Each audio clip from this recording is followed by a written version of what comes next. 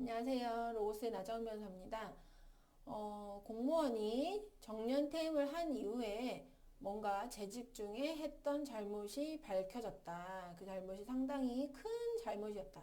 그래서 이 사람을 정년퇴임하기 전에 뭔가 징계를 했었어야 되는 사안인데 징계를 하지 못하고 퇴임을 해버린 것입니다. 그런 사안에서 소급해서 징계 처분을 할 수 있을까요? 정년퇴임을 한 사람한테 이 판결 사안에서는 어떤 사안이냐면 정년퇴임을 한 사람에게 소급해서 해임 처분했던 사안입니다.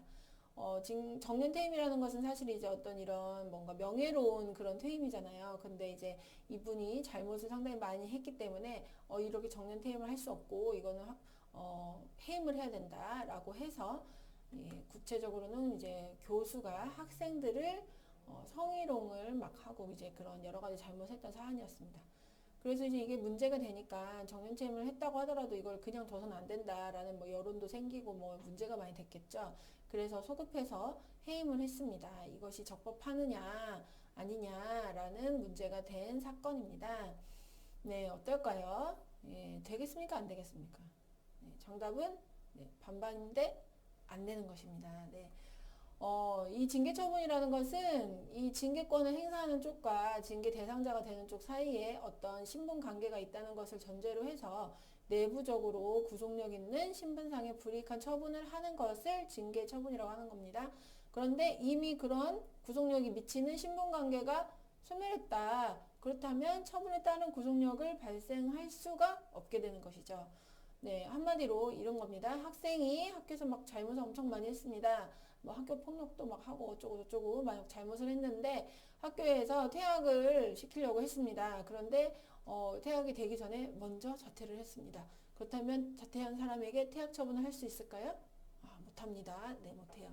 그래서 경우에 따라서는 이제 학교 측에서 뭐 학생의 미래를 이제 배려해서 생각해서 퇴학 처분을 할 것을 뭐 이제 그냥 형식상 자퇴로 마무리하게 하는 뭐 그런 경우들도 있죠. 예, 많이 아실 거예요.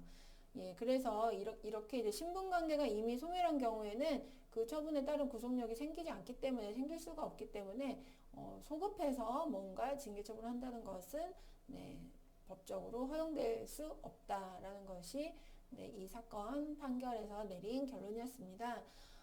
그래서 이제 사실 어떻게 보면 이게 징계 처분을 받았어야 되는 사람에 대해서 뭔가 문제가 됐는데도 징계 처분을 하지 않고 있다가 정년 퇴임을 해버리거나 뭐 징계를 받지 않고 그냥 스스로 이제 사임을 한다던가 뭐 이렇게 퇴직을 해서 징계 처분을 면하게 되는 그런 결과가 사실은 생길 수도 있습니다. 네, 그런 문제가 있을 수도 있는데 법적으로는 사실 이제 징계 처분 자체가 뭔가 신분관계를 전제로 하고 한 상태에서 가능한 것이기 때문에 네, 일단 소급해서 징계처분하는 것은 불가능하다. 그렇게 이루어진 징계처분은 무효이다라는 이제 결론에 이를 수밖에 없는 사안입니다.